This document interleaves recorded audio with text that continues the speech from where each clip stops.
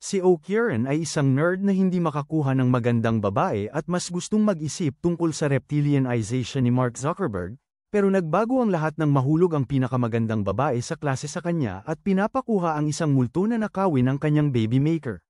Si Momo ay nagtatalo sa kanyang boyfriend na humihingi sa kanya na bigyan siya ng saya gamit ang kanyang snoo-snoo, pero naiirita siya kaya sinipa siya nito. Gayunpaman, nag-preach ang lalaki tungkol sa gender equality at sinipa siya sa tiyan bago siya iniwan, na nagdulot kay Momo ng frustration dahil may bobo siyang boyfriend, kahit na sinabihan siya ng kanyang mga kaibigan na huwag makipag-date sa mga delikwente tulad ng kanyang ex. Sinusubukan ni Momo na ipaglaban na ang tunay na gusto niya ay isang muscular na boyfriend tulad ni Takakura Ken. Sino ang kanyang celebrity crush, at sinasabi ng mga kaibigan niya na imposibleng mangyari yun. Nang siya ay patuloy na nalulungkot, dumaan si Momo sa isang silid-aralan at naroon ang isang katulad ng mob psycho na loser na binubuli ng kanyang mga kaklase. Pumasok siya at umupo sa harap niya, pinigilan ang mga bumubuli, ngunit nang makita niyang anong binabasa nito at napagtanto na hindi ito Peppa Pig, umalis siya. Ngunit sinundan siya ng nerd, sinasabi na siya ay naaakit sa kanya dahil sa pag-ibig, ngunit sinabi ni Momo sa tanga na huwag masyadong umasa. Tinawag ni Momo siyang nerd, at kinuha niya ang kanyang mga libro at sinabi sa kanya na siya ay may gusto sa mga alien, UFO, at ETS kagaya ng ginagawa niya, kaya siya nakikipag-usap sa kanya. Patuloy siyang nagsasalita tungkol sa paparating na digmaan sa kalawakan sa pagitan ng sangkatauhan at mga alien. Sinasabi ni Momo na sapat na ito at niluluto ang nerd, sinasabi na ang mga ganitong kalokohan ang dahilan kung bakit wala siyang mga kaibigan at walang gustong makasama sa kanya. Umalis si Momo, iniiwan ang nerd na nakaluto, pero nakaramdam siya ng pagkakasala at humingi ng tawad. Kinuha ni Momo ang kanyang libro at sinabing habang hindi siya naniniwala sa mga alien, naniniwala siya sa mga multo. Nagsimula nang tumawa ang nerd sa kanya, sinasabi na bobo siya sa paniniwala sa mga multo, at nagumpisa ito ng pagtatalo sa kanilang dalawa. Sinubukan ni Momo na sabihin sa kanya na ang lola niya ay isang espiritu na tagapamagitan, pero sinabi ng nerd na malamang ay ipinanganak na siya sa ulo dahil sa paniniwala sa mga multo. Uminit ang kanilang argumento, at pareho silang nagsimulang mang-insulto sa mga taba nilang nanay, pero natapos ito ng hamon ni Momo siya, na sinabing kung maipapakita niyang totoo ang mga multo, kailangan niyang maging alipan niya at dilaan ang kanyang kilikili. Sumang-ayon ang nerd at binalikan siya na sinabing kung maipapakita niyang totoo ang mga alien, kailangan niya namang maging alipan niya at lamunin ang kanyang alien loving glizzy araw-araw. Kaya nagpadala sila sa isa't isa sa iba't ibang lokasyon at naipadpad si Momo sa isang abandonadong ospital, kung saan sinasabing nagtatago ang mga alien, habang ang nerd ay ipinapadala sa isang abandonadong lagusan kung saan sinasabing may nagtatagong multo.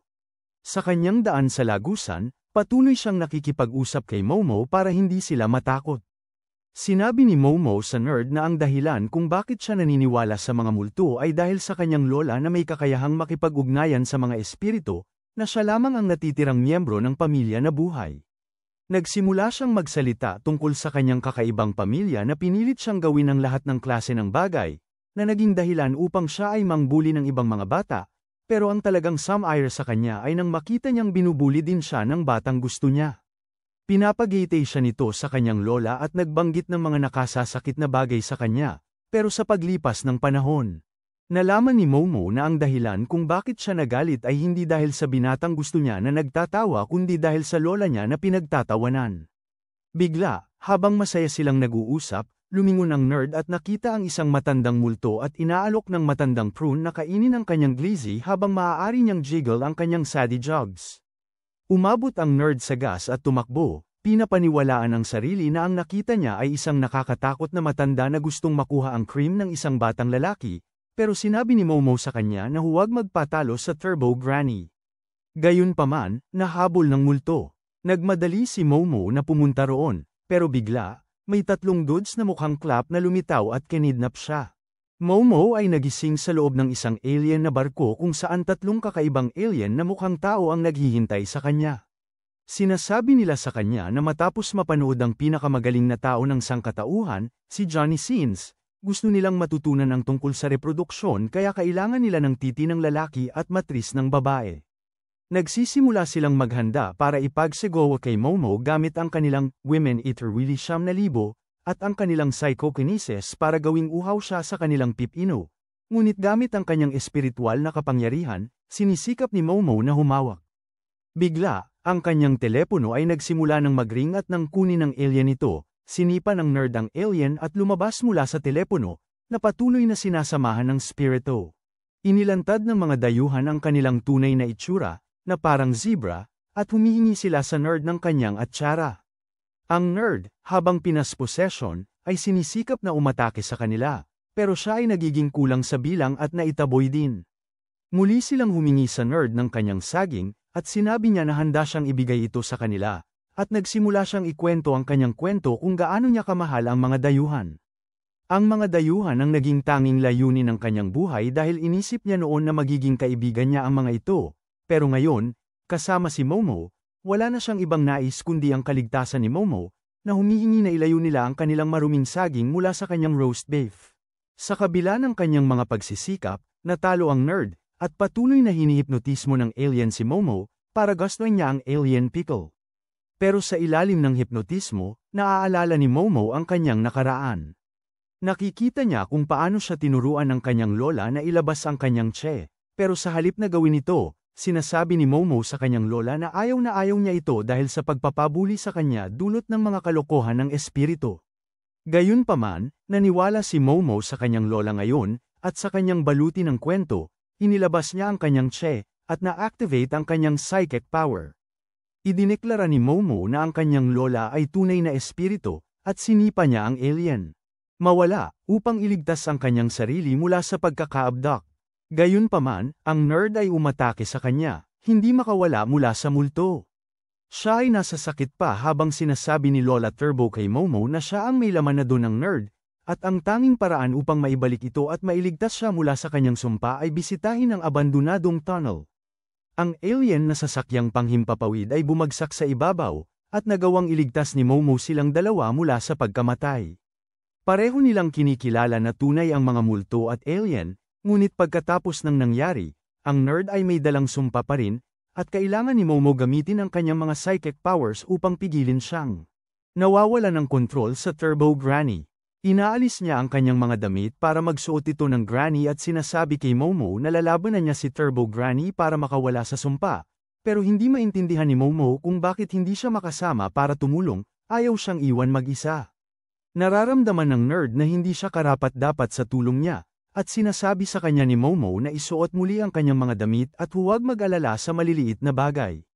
Nang sandaling yun, sinasabi ng nerd kay Momo na isuot ang kanyang mga damit, na sinasabi niyang hindi siya makapag-concentrate habang siya ay parang merienda, at nagdulot ito kay Momo na mag-ugoy. Tinanong niya siya kung ano ang pangalan niya, at nang ibunyag ng nerd na ang tunay niyang pangalan ay Takakura. Ken, para bang ang buong mundo ay sumasabog sa likod ni Momo dahil ito ang parehong pangalan ng sikat na tao na gusto niya. Tinutulan ni Momo ang kanyang pangalan, sinasabing hindi niya maaring gamitin ito sa harap niya, at tumatanggi na ang isang loser tulad niya ay may parehong pangalan ng kanyang celebrity crush. Pero habang siya ay nagkakaubo sa sahig, ang Turbo Granny ay muli siyang pinapaglaban.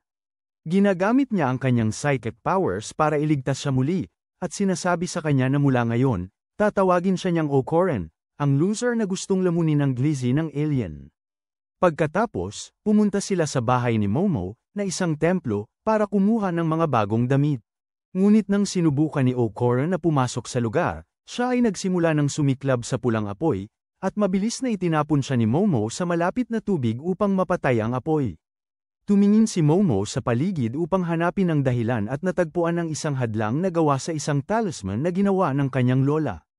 Inalis niya ito at tinanggap siya, ngunit si Okoren ay takot pa ring pumasok.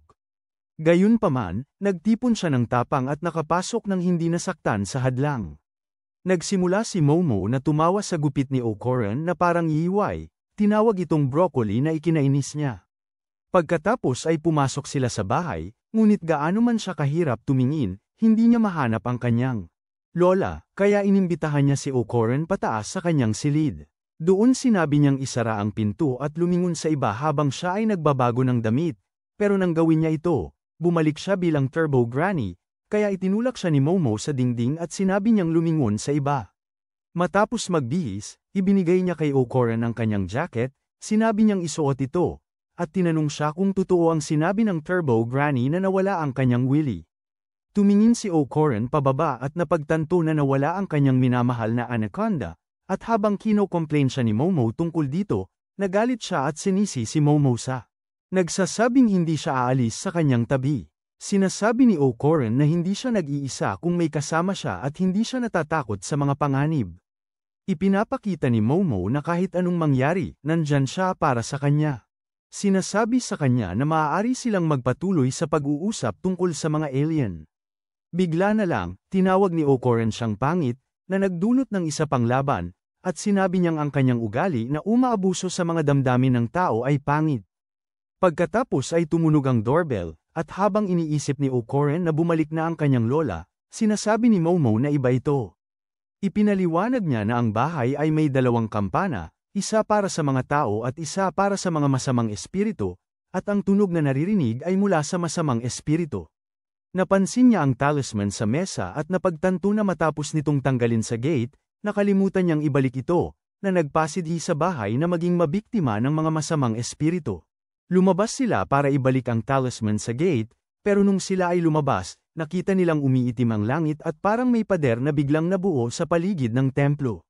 Sinubukan nilang ibalik ang talisman, pero nakita nilang harang na ng pader ang kanilang daanan at ang gate kung saan dapat ilagay ang talisman. Humarap sila at nakita ang isang higanteng masamang espiritu na nakatingin sa kanila, at nang umatake ito, umilag sila. Tumakbo sila palayo dito, pero natapon sila sa isang salamin na bintana. Nagtago sila sa likod ng bahay, at itinuro ni O'Coran na humaharap sila sa isang alien, na naguguluhan si Momo dahil akala niya ay masamang espiritu ito dahil tumunog ang kampana. Sinasabi ni O'Coran na ang mga tao na nakakakita ng mga multo ay madalas ding nakakakita ng mga alien, na nagpapakita na mayroong pagkakatulad ang dalawa. Sa sandaling yun, naglabas ang halimaw ng usok at sinalakay ang bahay na kanilang pinagtataguan.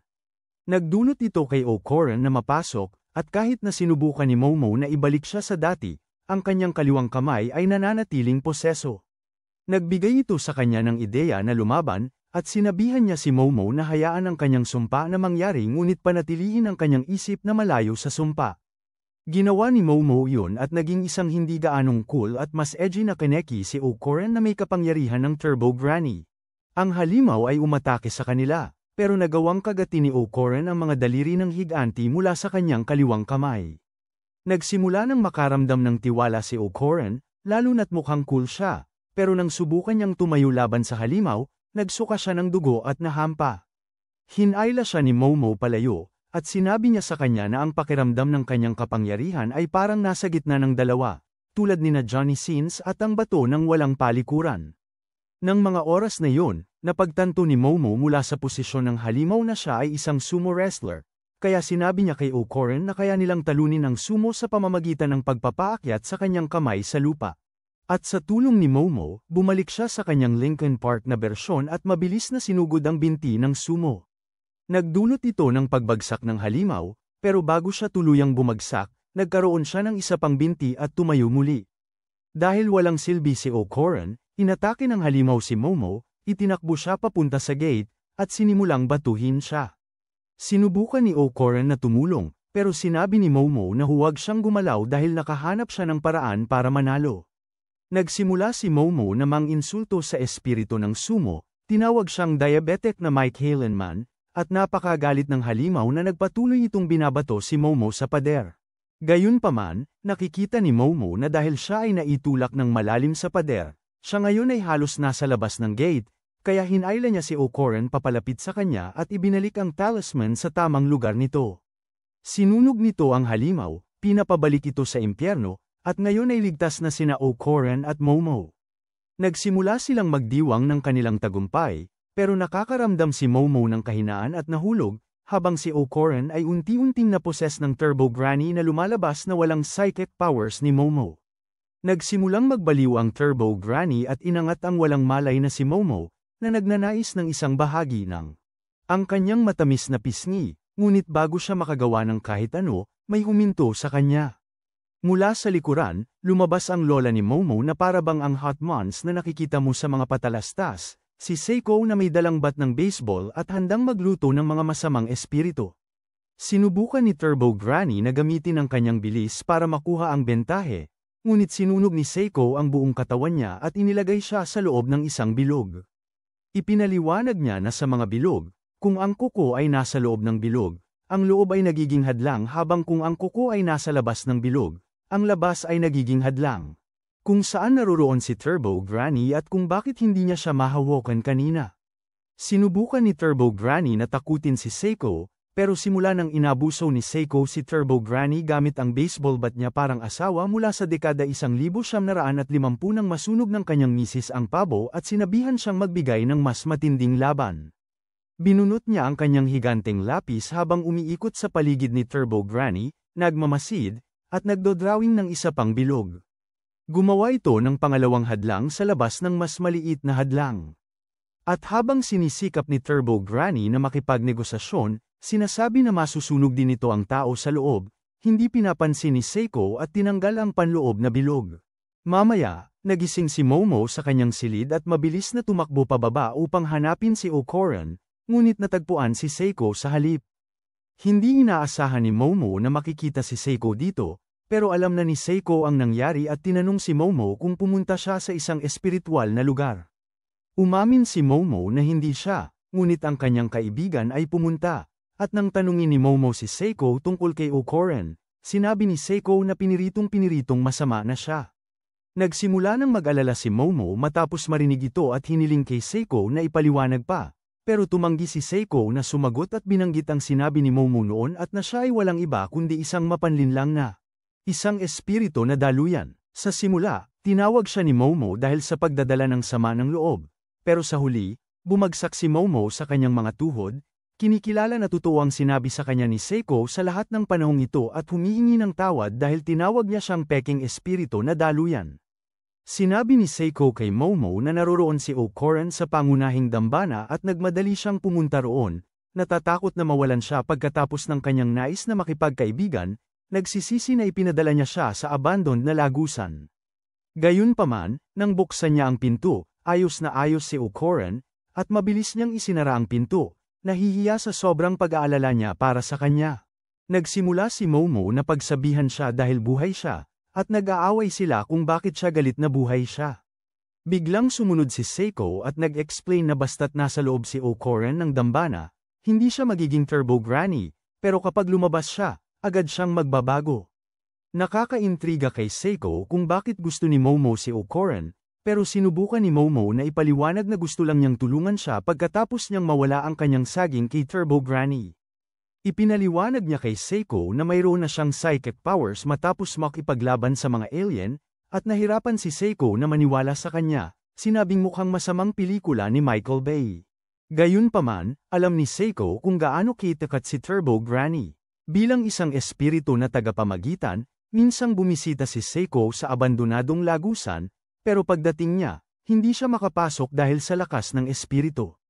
Nakikita niyang ang Turbo Granny ay pinagsama sa isang ibang espiritu na nananatili sa lugar, at pinakamalakas kapag malapit sila sa kanilang lokasyon. Dahil sa lakas ni Turbo Granny, sinabihan ni Seiko si Momo na sumuko na lang kay O'Koran at sa kanyang walang saging na bahagi dahil ayaw niyang mawalan si Momo. Pero sinabi ni Momo na tulad ng kung paano inililigtas ni Takakura Ken ang mga tao sa kanyang mga pelikula, siya ay tambalan ay pinaengganyo ni Seiko si O'Koran.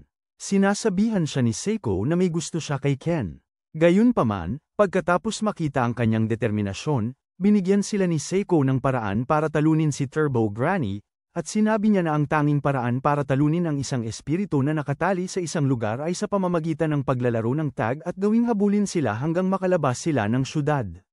Tinanggihan ni Momo ang kanyang ideya, sinabing hindi siya si Usain Bolt, at tinanong si Seiko kung hindi ba siya pwedeng gumawa ng isa pang talisman at ilagay ito sa tunnel.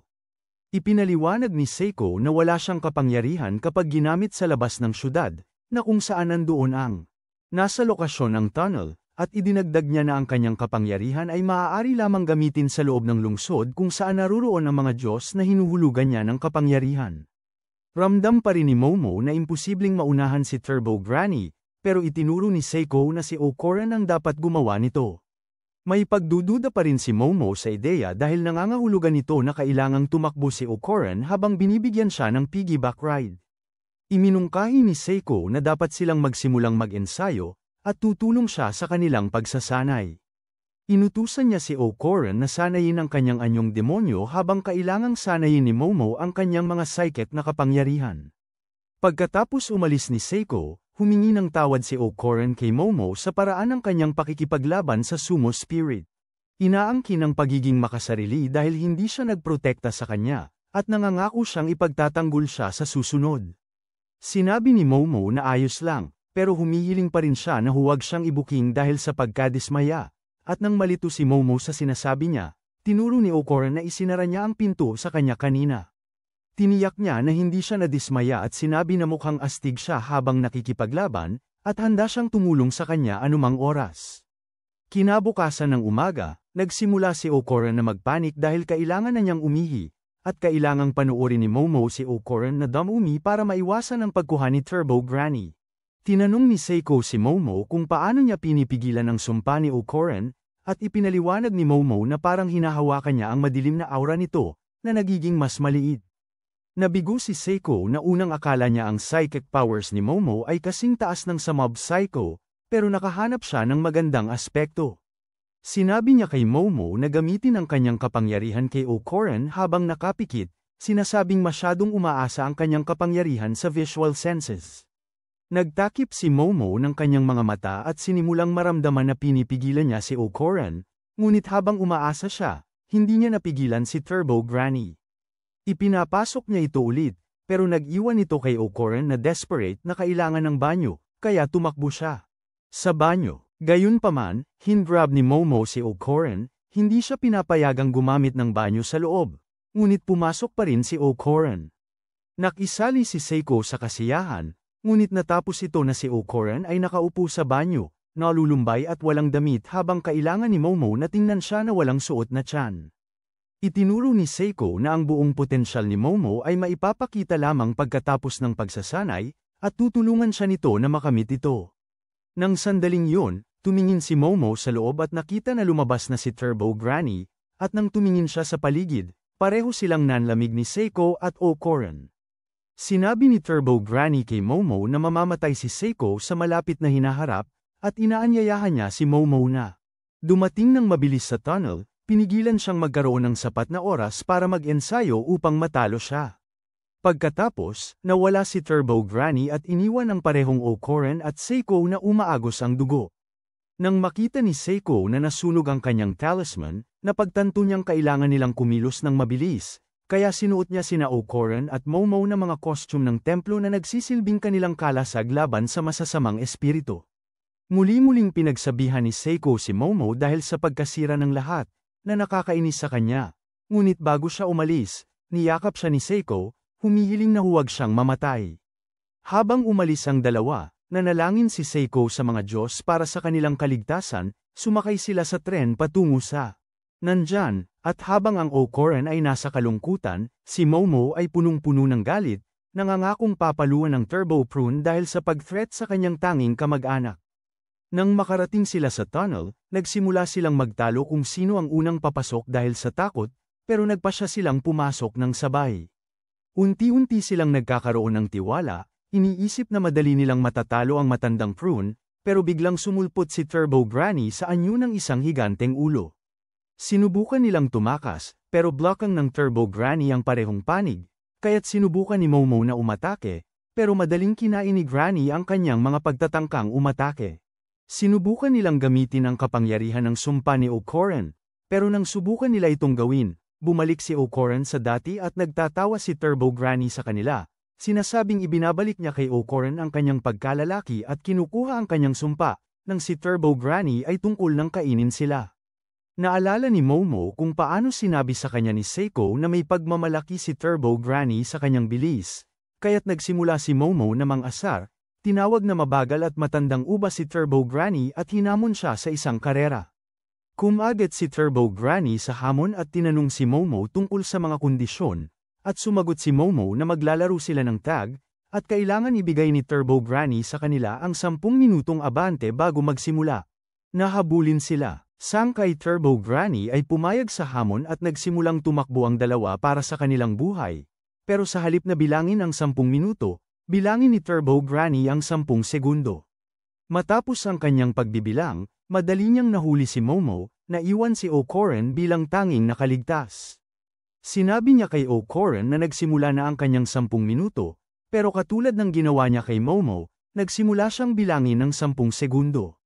Hiniling ni O'Coran na pakawalan siya si Momo, pero nang patuloy si Turbo Granny sa pagbibilang, hinugot ni O'Coran ang kanyang malalaking salawal at ginawa ang pinakamalupit na galaw.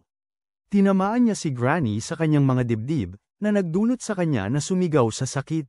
Turbo Granny ay napagtanto na wala siyang kapangyarihan habang si O'Coran ay nakasuot ng damit ng pari bilang kanyang armor na ibinigay ni Seiko, kaya't siya ay muling bumpose sa kanya tulad ng dati at punitin ang mga damit na suot niya.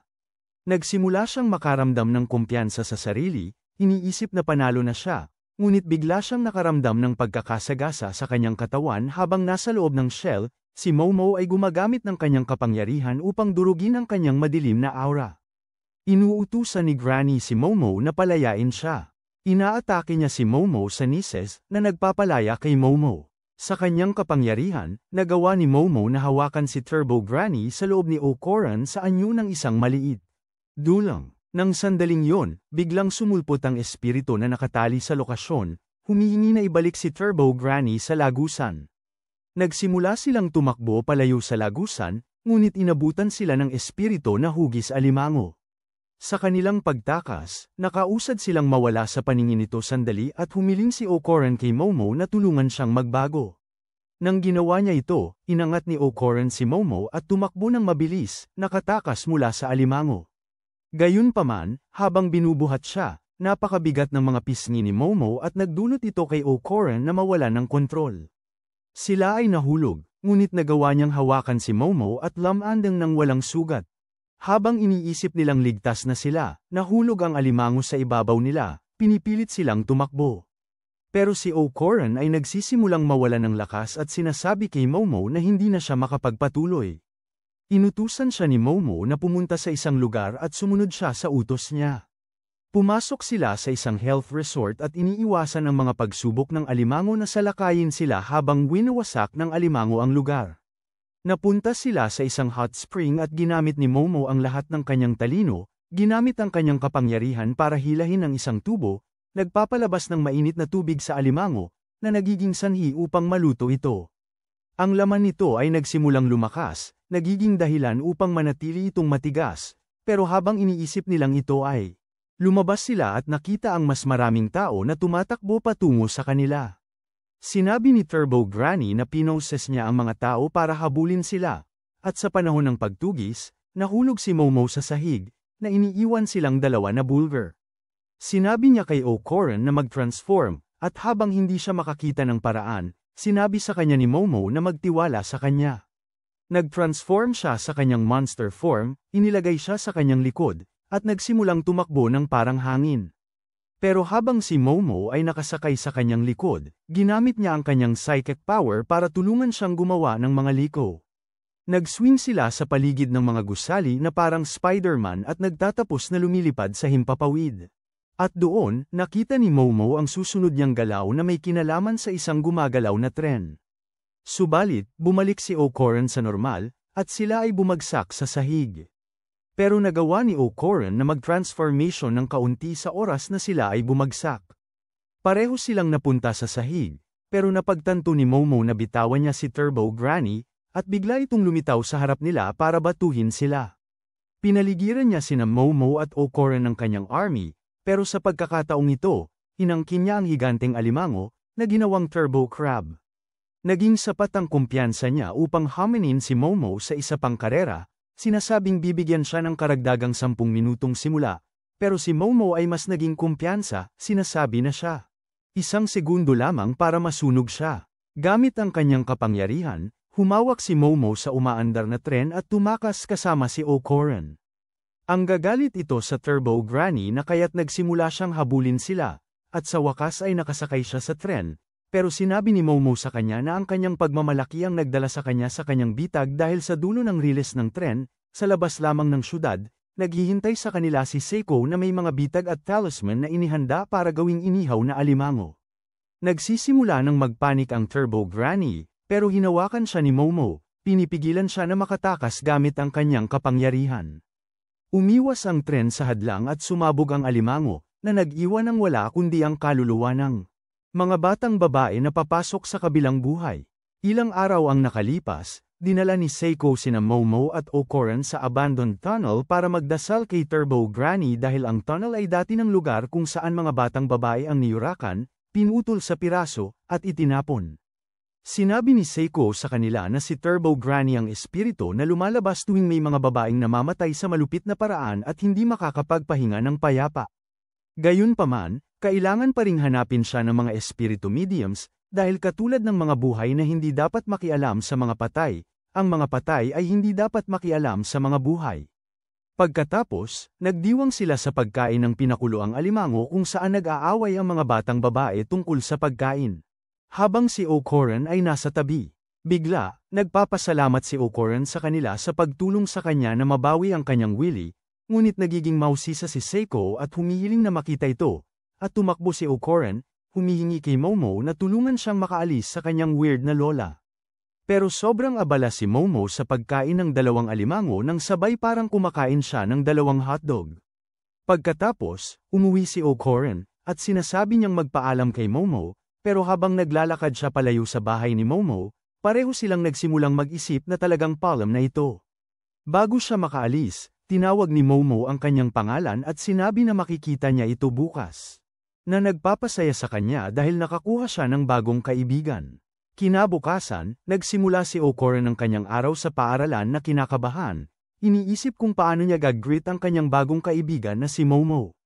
Nakita niya siyang naghihintay para sa isang tao sa gate ng paaralan, ngunit dahil sa pagiging kinakabahan niyang moron, iniisip ni Okoran na naghihintay siya para sa ibang tao, kaya't hindi niya siya pinansin habang siya ay nakatingin ng diretso sa kanya.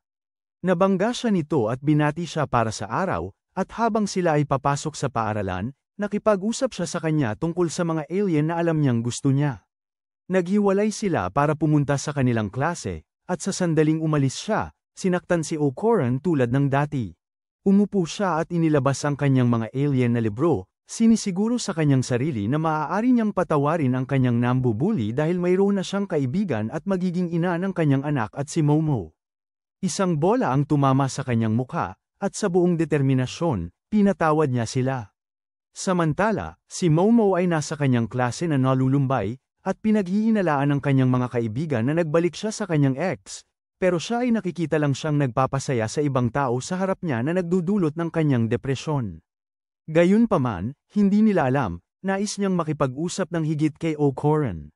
Ganoon din ang nangyayari sa katabing silid dahil si Okoran ay nais ding makipag-usap kay Momo, at sa buong unang termino ng klase, pareho silang nababahala, nagsisilbing umaasa sa oras ng pahinga upang sila ay makapagsalita.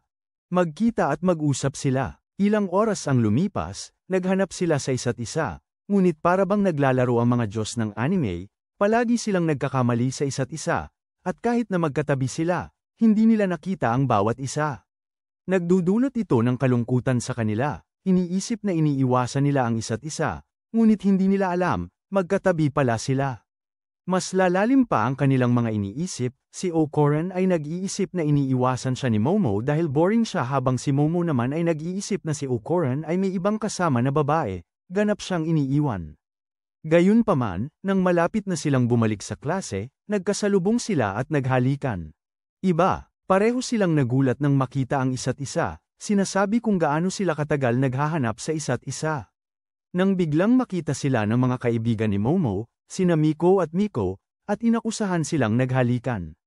Agad silang naging defensive, si Momo ay tinawag si Okoran na tanga na hindi niya kailanman hahalikan habang si Okoran naman ay nagsabing sobrang tuyo ng labi ni Momo para halikan, pero sa mga sandaling ito, iniisip ni Mio at Miko na sila ay perpekto para sa isa't isa. Pagkatapos, pumunta si Okoran sa banyo para umihi, iniisip na dapat siyang humingi ng tawad kay Momo, pero nang tumingin siya pababa, napagtanto niyang may mali.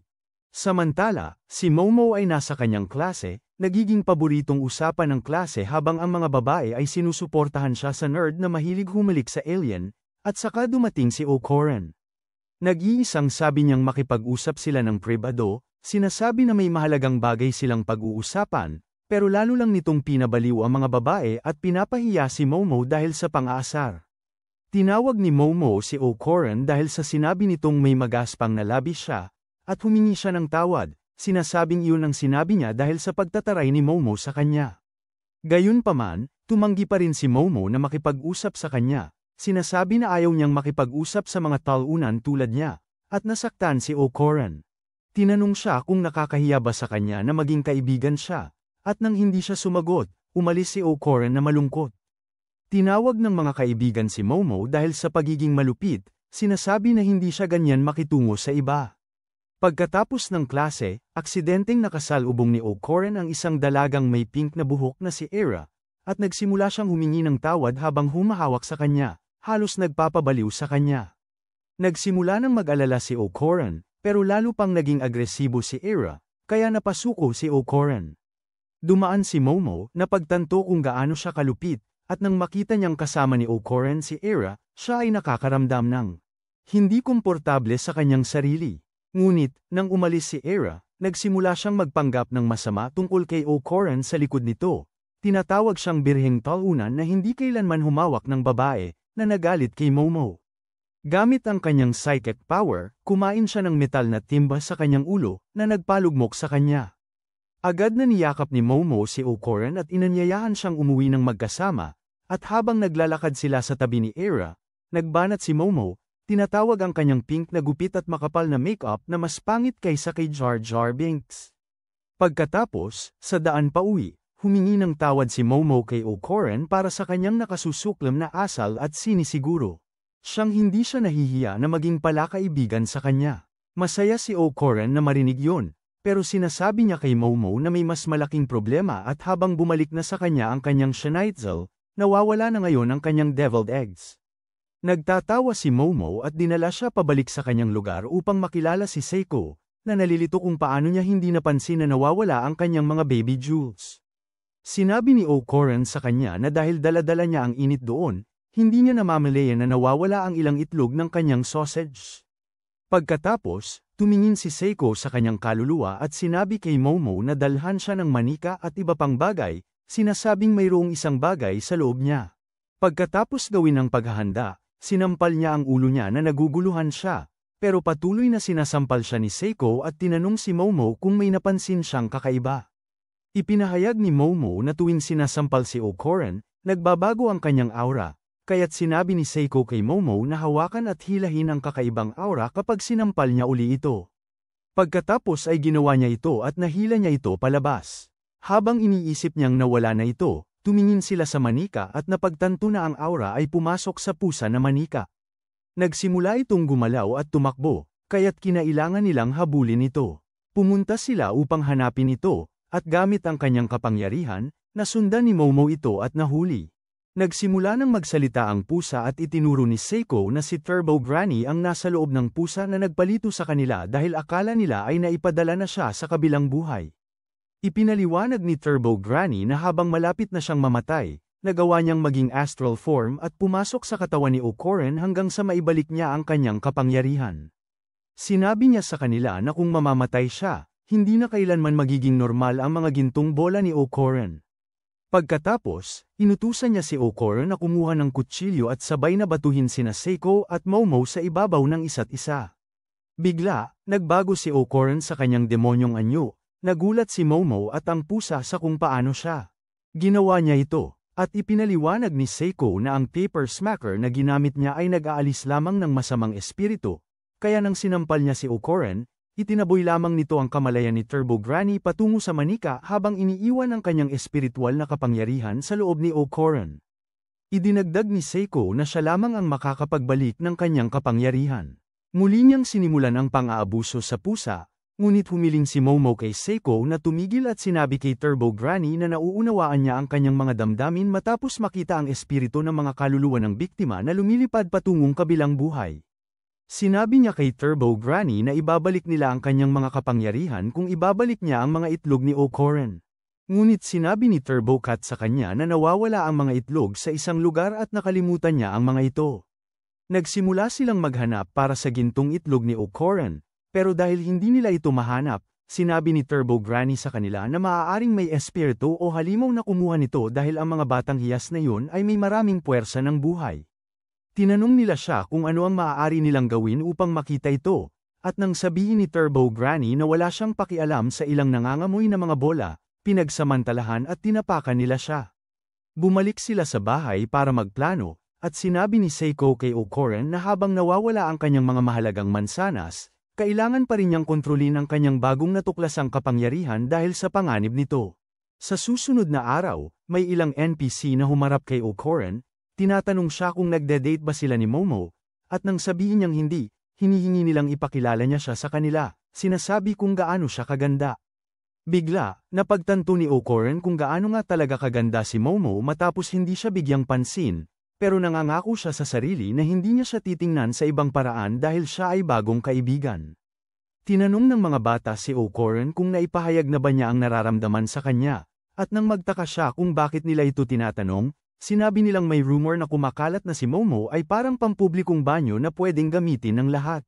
Nagagalit si O'Coran, at pagkatapos magbago, hinawakan niya ang kwelyo ng hanggal, hinihinging huwag siyang mag-usap ng masama tungkol sa kanyang mahal na kaibigan. Nangako ang tanga na hindi siya ang nagkalat ng tsismis, at nagising si O'Coran.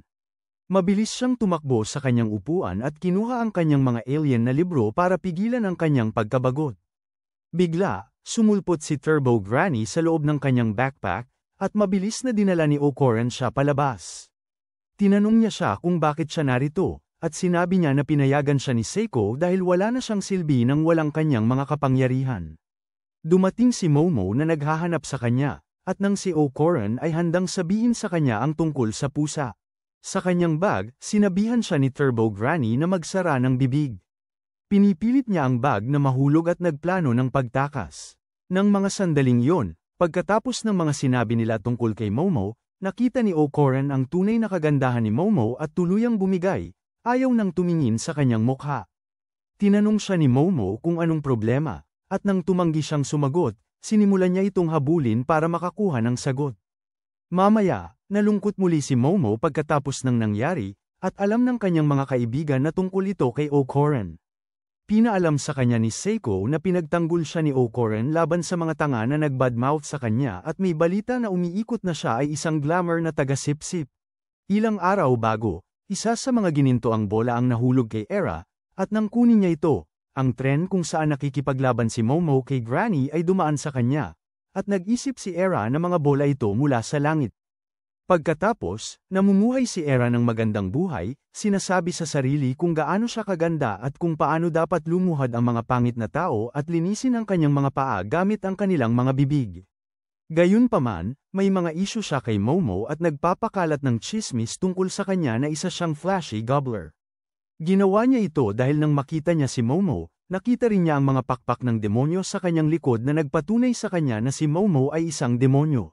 Isip ni Era na siya ang napili, at ang kanyang paniniwala ay lalong lumalakas kasama ng gintong bola na nagpaparamdam sa kanya na kailangan niyang iligtas ang mundo. Pagkatapos, kumuha siya ng ilang relihiyosong bagay na naniniwala siyang magagamit niya laban kay Momo at sa kanyang demonyong kapangyarihan. Habang sinasabi ng kanyang mga kaibigan na parang nababaliw na siya, nagsimula si Era na weird, sinasabing nakakakita siya ng mga bagay habang hindi makita ng kanyang mga kaibigan. Gayunpaman, nang dumating ang mga lalaki para makipag-usap sa kanya, kumikilos siya na parang karaniwan niyang doble kara na sarili, pero sa malayo, nakita ito ni Turbo Granny. Mamaya, nagpapahinga si Momo kasama si Granny at si O'Coran na ayaw pa ring makita ang kanyang mukha.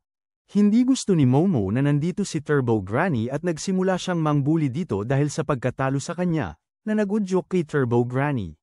Ipinabalik sila ni O'Coran sa paksa at sinabi kay Momo na natagpuan ni Turbo Granny ang isa sa mga bola. Sinabi niya sa kanila na ang bola ay nasa isang kakaibang babae na hindi niya alam ang pangalan at sino mang humawak sa bola ay magkakaroon ng kakayahang makakita ng mga espiritu, pero makakakita rin ng mga espiritu sa kanila. Napagtanto ni Momo na ang babae ay nasa panganib na dahil sa mga masasamang espiritu na darating para sa kanya, at pinigil nila na kailangan nilang hanapin siya. Matapos ang paaralan, nagtipon-tipon sila upang hanapin siya, pero si Era mismo ang lumitaw, humihingi kay Momo na makipag-usap. Sa kanya ng pribado, hindi alam kung sino siya, si Momo ay kilala lang siya bilang ang batang nabangga sa ulo at sinundan siya. Ngunit matapos silang umalis, sinabi ni Turbo Granny kay O'Kieran na si Era ang batang may dala ng kanyang bola. Nang maglaon, dinala ni Era si Momo sa isang abandonadong pabrika, at doon, inatake siya ng mga kaibigan ni Era. Sinubukan niyang makawala habang ginagamit ni Era ang kanyang mga relihiyosong bagay laban kay Momo. Gayunpaman, ginamit ni Momo ang kanyang psychic na kapangyarihan para itulak ang dalawang kaibigan, at mas kumbinsido na si Era na gumagamit si Momo ng mga demonyong kapangyarihan. Nakuha ni Era ang gintong bola at pinagdikit ito sa mukha ni Momo, at nang mapagtanto ni Momo. Ano ito? Siya ay nadarama ng pagkasuklam na may masamang batong bola ni O'Kieran sa kanyang mukha. Pagkatapos, dumating si O'Kieran ng naguguluhan, sinasabing si Era ay pinaplanong ma-target. Bigla, may isang masamang espiritu na umatake kay Era, tinatawag ang sarili niyang mommy ni Era. Ang espiritu ay nagsimula ng magsalita tungkol sa kung paano niya gustong makita siya ni Era, at nag-transform si O'Kieran para atakihin siya, pero nakaiwas siya sa kanyang pagtatangkang. Ang espiritu ay nagsimula ng magsalita tungkol sa kung paano niya hindi papayagan na kunin nila si Era mula sa kanya, at nang muling sinubukan ni O'Kieran na umatake, nahuli siya at sinubukan siyang lunukin ng buo. Gamit ang kanyang psychic na kapangyarihan, sinubukan ni Momo na iligtas siya, pero dahil nakatali ang kanyang mga kamay, nahirapan siyang kontrolin ang kanyang kapangyarihan, ngunit itinulak ng masamang espiritu si Momo at nilamon si O'Kieran. Ipinapakita ng masamang espiritu ang kanyang kasiyahan kay Era na nasa kanyang mga kamay, sinasabi kung gaano siya katagal naghintay para makita si Era at kung gaano niya nais na tawagin siya nitong mommy. Inaalala niya kay Era kung paano niya ito tinawag sa nakaraan at nagmamakaawa na gawin ulit ito. Gayunpaman, bumangon si Momo, sinira ang kasiyahan, at naiinis ang masamang espiritu. Biglang lumitaw si Turbo Granny, at gamit ang nakaw na telepono, ipinaalam niya sa kanila na humaharap sila sa isang yakkay na tinatawag na Acrobatic Silky. Era ay nagkaroon ng sapat at nagsimulang manghamak, tinatawag na pangit na halimaw si Silky na may malambot na suso, at nalunok ni Silky siya sa pagka-frustrate. Nagalit si Silky, sinisi si Momo sa paggawa ng kanyang anak na suwail, at ginamit ang kanyang buhok para atakihin. Nakiusap si Momo kay Turbo Granny na alisin ang kanyang zip tie, pero tumanggi ito, sinabing bawat sugat para sa sarili. Nahuli ni Silky si Momo at pinagduduro-durong siya na parang wala lang habang kumikilos na parang ballerina. Pinigilan ni Silky si Momo, hinihingi na tawagin siyang mommy, pero nang hindi sumagot si Momo, si Silky ay nilulunok din siya. Naiwan si Silky na umiiyak, naghahanap ng kanyang anak, pero hinarap siya ni Turbo Granny, nangungutya at humihingi na ibalik ang mga bata na nilunok niya. Binanggit ni Turbo Granny na kumain si Silky ng ilan sa kanyang sariling buhok, at biglang nag-umpisang magliyab si Silky. Ipinaliwanag ni Turbo Granny na ang krus na ginamit ni Era ay isang pangsindi, at ginamit ito ni Momo upang sunugin ang buhok ni Silky mula sa loob. Nilabas ni Silky ang lahat mula sa kanyang tiyan, naiwan silang mad-ulush, sexy, at handa na para sa kontra-atake. Sa kanyang mga mata, nakikita ni Silky ang isang itim at puting mundo kung saan siya ay humahabol ng isang bagay, pero bago niya ito makuha, bumalik siya na nakaharap kay Momo at sa iba pa. Sinimulan niyang akusahan sila na kinuha si Era mula sa kanya, at inatake sila. Hawak si Era, sinubukan ni O'Kieran at Momo na tumakbo, pero nahirapan dahil sa saradong paligid na pumipigil kay O'Kieran na makatakbo ng mabilis. Sa tulong ng kanyang buhok, nagawa ni Silky na itapon si Momo palayo, na patuloy na humihingi ng pagbabalik kay Era, at si O'Kieran ay patuloy na tumatakas, iniiwasan ang mga atake ng kanyang buhok. Nakatakas siya sa lahat ng iyon sa simula, pero sa bandang huli ay nakuha siyang sip-A ni Silky. Lumapit ang halimaw kay Era na walang malay at sinabing ayos lang kung hindi siya tawagin siyang mommy, pero gusto niyang kainin si Era para makasama sila ulit. Gayunpaman, hindi makagalaw si Silky, at itinuro ni Momo na dahil ito sa mga atake ng kanyang buhok na ikinulong siya sa buong gusali. Sinubukan ni Silky na makawala, pero nang makita ni Momo ang pagkakataong ito, pinigil niya si Silky gamit ang kanyang psychic power at sinabi kay O'Koren na mag-full throttle at sabugin si Silky. Nag-atubili si O'Koren, nagsasalita tungkol sa kung paano hindi sapat ang kanyang plot armor para dito, pero habang umaangal siya, lumalapit si Silky sa pagiging malaya. Nakiusap si Momo kay O'Koren na tigilan ang pagiging duwag at gawin ito, at sa sandaling malapit nang makawala si Silky. Libre, inaalis ni O'Koren at nilulundag siya ng buong bilis, sinasampa siya sa gusali sa tabi. Pinuri ni Momo si O'Koren para sa kanyang ginawa, pero nagtatapos ito na halos nadurog ang kanyang buong katawan. Biglang lumabas si Turbo Granny at ipinahayag ang kanyang pagkadismaya kay O'Koren dahil sa hindi niya magandang paggamit ng kanyang mga kapangyarihan, ngunit tiniyak sa kanila na si Silky ay hindi makakausad sa loob ng ilang panahon. Nagsimula siyang maghanap ng gintong bola sa bulsa ni Era, pero nang makita ito, sinabi ni Turbo Granny sa kanila na patay na si Era. Lahat sila ay nagsimulang magpanik, at sinabi ni Momo kay O'Koren na tingnan ang mga tanda ng buhay, at naramdaman niya na mahina ito. Sinabi ni Turbo Granny sa kanila na ang mga normal na tao ay mamamatay kapag nalunok ng yakkay, at ang dalawa ay maswerte na may mga kapangyarihan upang maiwasan ang kanilang mga kamatayan. Sinabi ni Momo sa kanya na gawin ang CPR habang gagamitin niya ang kanyang psychic power para maibalik ang puso ni Era. Bigla, bumangon si Silky, pero sa halip na umatake, ipinapakita niya ang kanyang lungkot sa pagkamatay ng mahal niyang si Era. Sinabi niya sa kanila na kunin ang kanyang aura at ihalo ito sa aura ni Era upang makabalik siya sa buhay gaya ng paglagay ng baterya sa mga motor. Hindi nagtitiwala si Momo sa kanya, sinasabi na kakainin lang niya si Era, ngunit pagkatapos marinig ito, sinira ni Silky ang sarili niyang panga, ipinapakita kay Momo na siya ay tapat. Tinitiyak ni Turbo Granny sa kanila na nagsasabi ng totoo si Silky, at pagkatapos marinig ito, tinanong ni Momo si Silky kung paano ito gagawin.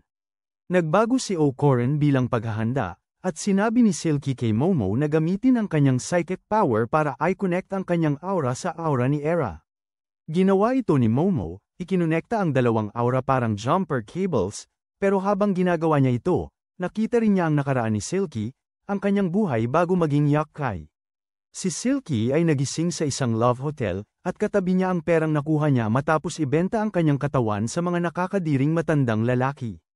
Sa gitna ng ulan, umuwi siya, ngunit tumigil siya at nakita ang isang magandang pink na ballet dress, isang damit na hindi niya kayang bilhin. Binuksan niya ang pinto ng kanyang apartment, at niyayakap siya ng kanyang mahal na anak na babae, tinatanggap siya sa kanilang tahanan na may maliwanag ng ngiti bilang isang ina. Gumanti ng ngiti si Silky at hinlifted ang anak sa loob. Bilang isang ina, nagtatrabaho si Silky sa iba't ibang trabaho habang sinusubukan niyang palakin ang kanyang anak, pinapakain at tinuturuan ito ng ballet, na nagiiwan sa kanya ng pagod halos sa lahat ng oras. Gayunpaman, kahit sa kanyang pagod, palaging nandyan si Silky sa kalooban para sa kanyang mahal na anak. Sa bawat araw na lumilipas, nagagawa nilang mamuhay ng tahimik kahit kailangan pang bayaran ni Silky ang kanyang mga utang. Isang araw, ginastos ni Silky ang dagdag na pera upang bumili ng pink na damit para sa kanyang anak, na madalas isuot ng anak, at isa na pinagpagyaran at pinaghirapan ni Silky.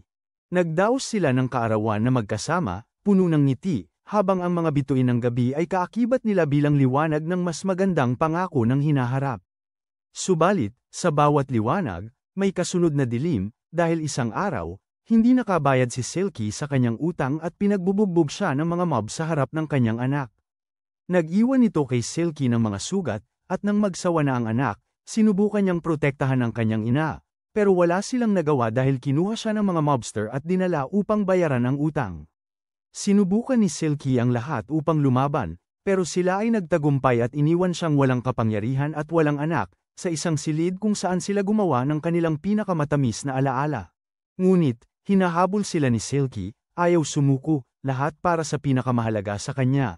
Ngunit sa kabila ng kanyang mga pagsisikap, siya ay bumagsak dahil sa pagkawala ng dugo. Nararamdaman pa rin niyang mainit ang ngiti ng kanyang anak na babae, na unti-unting nawawala sa kanya, at hindi na siya makatagal. Matapos ang trahedya, sayaw si Silky sa gabi ng walang layunin. Siya ay lubos na nalubog sa dugo at luha ng kanyang malaking pagkawala, at habang patuloy siyang sumasayaw, dala ang alaala ng kanyang anak na dalaga, tinapos niya ang kanyang sariling buhay pagkatapos ng kanyang huling sayaw. Siya ay nagkaroon ng anyong yakkay, hindi na naaalala kung ano ang nawala, ngunit isang araw, may isang maliit na Era. Naakay siya, tinawag siyang kanyang ina. Kinarga siya ng ama ni Era habang iniisip ni Era na si Silky ang kanyang ina. Pero sinabi ng ama kay Era na ang kanyang ina ay pumunta na sa mas magandang lugar, katabi ng ama sa langit. Ngayon ay naalala ni Silky kung paano niya ipinangako na poprotektahan si Era at nagbago siya sa isang halimaw. Si Era ay nagising mula sa pagkamatay, at si Momo ay napaluhod sa sakit matapos makita ang trahedya sa buhay ni Silky. Naging mabangis si Okaran, iniisip na may ginawa si Silky sa kanya, pero sumigaw si Momo sa kanya. Sinasabing huwag niya siyang hawakan. Unti-unting namamatay si Silky matapos ibigay ang kanyang orog kay Era, humihingi ng tawad sa hindi pagprotekta sa kanya. At habang nagtatanong si Momo kung ano ang mangyayari kay Silky, sinabi ni Turbo Granny sa kanya na wala silang magagawa dahil aalis si Silky nang hindi makapapahinga ng maayos na para bang hindi siya kailanman umiral sa mundo. Nagtatbegang si Momo na gumawa sila ng paraan. At sinabi ni Turbo Granny na nasa kay Silky iyon kung makakapagpahinga siya ng matiwasay. Sa kanyang huling mga sandali, pinagsisisihan ni Silky na hindi niya naibigay sa kanyang anak ang mas magandang buhay, sinabing kung siya ay ipinanganak sa ibang ina, magiging mas masaya ang buhay ng kanyang anak. Bigla, niyayakap siya ni Era at sinasabing mahal siya bilang kanyang ina, at naaalala ni Silky kung paano siya yakapin ng kanyang sariling anak. Hinalikan ni Silky ang kanyang likod. At tulad ng mga bituin na nakita niya kasama ang kanyang anak na babae ng gabing iyon, nanalangin si Era na magtatapos si Silky sa kanyang anak na babae tulad ng mga bituin, nagniningning at sa isang mas mabait na mundo. Nawala si Silky ng mapayapa na walang pagsisisi, at nangako si Era na hindi niya ito kailanman malilimutan. Matapos ang lahat ng nangyari, kumain silang lahat ng noodles sa lugar ni Momo, ngunit doon, napansin ni Okaran na may hindi pagkakaintindihan pa sina Momo at Era. Sinabi ni Momo kay Era na kailangan niyang humingi ng tawad kay Okaran dahil sa pagsasalita ng masama sa kanyang likuran, ngunit tumanggi si Era na gawin ito, sinasabi na hindi siya makakapaghingi ng tawad sa mga demonyo tulad nila. Itinuro niya ang mga kalokohan na kanyang kinahaharap matapos makita si Okaran na naging demonyo, at kung paano parang sexy si Seiko kahit na siya ang lola ni Momo. Naghahagisan ng argumento sina Momo at Era, tinatawag ang isa't isa na $2 bimbos, habang inaakusahan ni Era si Momo na isang demonyo na mastermind. Habang puno ng noodles ang bibig, tinitiyak ni Momo kay Era na kung siya ay demonyo, sana ay pinadala na siya nito diretso sa impyerno, at sumali si Era sa labanan ng may noodles sa bibig, sabing walang silbi ang mapayat na pisngi ni Momo. Lumayo si Era, sinasabing siya ang pinili, pero bago umalis, tinanong niya si Okaran. Bakit niya siya iniligtas ng maraming beses noon? Pinapasabon siya ni Okaran, sinasabi na wala siyang kailangan espesyal na dahilan para iligtas siya, at napapabayaan ni Era. Tumakbo siya pauwi, iniisip na kahit di man si Okaran, unti-unti na siyang nahuhulog sa kanya. Samantala, inilabas ni Turbo Granny ang gintong bola at tinangkang ibalik ito sa ilalim ng sausage ni Okaran. Tinamaan ito ni Seiko, ngunit nang kainin ito ni Turbo Granny, hindi siya nakapagpigil at tumama ito sa tama. Tinanong siya ni Momo kung bumalik na ito, at habang siya ay nasasaktan, masaya siyang isa sa kanyang mga baby jewels ay nandito na, at nagdiwang silang lahat. Kinabukasan, pinag-uusapan nina Okaran at Momo kung paano nila makukuha ang kanyang pangalawang gintong bola, at habang sinusubukan ni Momo na yayain siyang Max Research kasama, pero patuloy na tinatanggihan siya ni Okaran, sinasabi na kailangan niyang gumawa ng mga gawaing school. Pumunta si Momo sa kanyang mga kaibigan at naglabas ng saloobin tungkol sa pag-iwas sa kanya ni Okaran, at nang imungkahi nilang si Okaran ay nakikipag-date sa ibang mga babae, naisip ni Momo si Era. Pagkatapos, lumabas siya para bumili ng mga inumin, sinusubukang sabihan ng sarili na hindi kasama ni Okaran ang ibang mga babae, ngunit sa kanyang sorpresa, natagpuan niya si Okaran na nakapatong kay Era, handang ibigay ang hindi matatawaran. Ilang minuto bago yon, si Okaran ay parang si David Goggins, sinasabihan ng sarili na manatiling matatag at Dala ang mga bangka dahil gusto niyang maging mas malakas upang protektahan si Momo mula sa paparating na panganib. Bigla na lang nagpakita si Era at sinabi kay Ocaron na habang siya ay isang demonyo, hindi na siya makapagpigil sa kanyang nararamdaman. Sinubukan niyang halikan siya, pero itinulak siya ni Ocaron, tinanggihan ang kanyang mga labi. Tinanong ni Ocaron kung bakit siya sinubukan siyang halikan, at sinabi niya na kapag nagmamahalan ang mga tao, dapat silang maghalikan at magtama ng pisngi. Ipinahayag niyang natutunan niya yon mula sa mga CD ng kanyang ama na si Johnny Sins, at sinabi ni Ocaron na parang umingay na ang kanyang isip. Nagsimula silang makipagbuno habang gusto ni Era ang demonyal na tubo ni Ocaron, at hinawakan siya ni Ocaron upang chila. Naiintindihan niya, ngunit tinakol siya nito, at nagtatapos ito na siya ang nasa itaas niya, na kung ano ang nakita ni Momo. Pagkatapos, hinahabol siya ni Ocaron, sinusubukan na ipaliwanag kung ano talaga ang nangyari, ngunit tinatanggihan ni Momo ang kanyang mga pagtatangkang dahil siya ay nahulog sa pagkakasala matapos siyang lokohin, at sa halip ay nilalaro ang mga suso ng ibang babae. Sa klase, nararamdaman ni Momo ang lungkot tungkol sa mga nangyari, habang pinagsisisihan ni Ocaron na naloko niya si Momo at hindi siya sinabihan ng katotohanan na nais niyang maging mas malakas. Bigla, naging madilim ang lahat, at nag-iisa si Ocaron sa kanyang silid-aralan na ang mga paa niya ay nakalubog sa tubig. Lumabas siya at nakilala si Era, na kasing litong-lito niya, ngunit bigla niyang napagtanto na maaaring nag-iisa si Momo. Samantala, si Momo ay naglalakad-lakad sa dilim habang ang kanyang mga paa ay nakalubog sa tubig.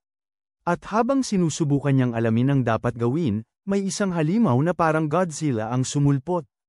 Sinusubukan ni Momo na magtago mula dito, pero ang kanyang paggalaw ay nagiging sanhi ng maliit na alon sa tubig, na nagtuturo ng kanyang lokasyon sa halimaw.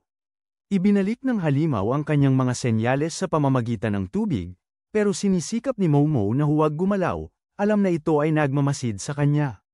Nag-charge ang halimaw ng laser mula sa kanyang bibig, at sa isang maayos na galaw, pinunit nito ang buong sahig ng klase, pero nakaiwas si Momo sa atake nito.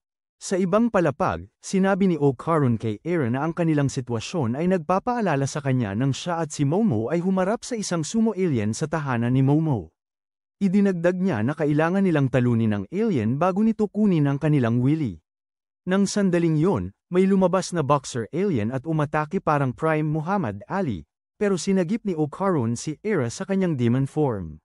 Sinabi niya kay Era na huwag makialam sa kanya, pero bigla siyang naitapon sa lupa, at sa paligid niya ay ang mga Serpoians na nagtangkang kunin ang matris ni Momo. Sinubukan ni Era na tumulong, pero itinapon siya ng mga alien at nawala ang kanyang malay. Bago sila makarating kay Era, nakatuon sila kay Ocaron muna, at sinasabi nila kay Ocaron na ang kanyang malaking titi ay isang espesyal na titi dahil ito ay may mga kamanghamanghang kakayahan. Pero sinasabi ni Ocaron sa kanila na ito ay isang sumpa mula kay Turbo Granny, na hindi nila nauunawaan. Gamit ang kanilang dayuhan na kapangyarihan, sinira nila ang kanyang mga damit para makuha ang kanyang saging, at habang humihingi ng tulong si Ocaron na huwag kunin ang kanyang anaconda, may isang tao ang nagligtas sa kanya. Sa likuran nila, si Era ay naging demon form gamit ang kapangyarihan ng acrobatic silky, at inuutusan silang iwasan ang kamay nila sa makapangyarihang tubo ni Ocaron. Hindi makapaniwala si Ocaron na mayroon si Era ng kapangyarihan ni acrobatic silky, habang si Era ay nababahala sa ang tanawin ng kahangahangang ding-iling ni Ocaron. Habang si Ocaron ay naghahanap ng damit, si Era ay nakikipaglaban sa boksingero, habang sinisikap na depensahan ang sarili laban sa mga Serpoian. Sa kanyang paghahanap ng damit, si Ocaron ay napag-iiwanan sa gitna ng putukan at nataman. Patuloy na nananalo si Era laban sa boksingero, ngunit nakialam ang mga Serpoian at itinulak siya sa pader, na nagbigay ng pagkakataon sa boksingero na saktan siya sa tiyan.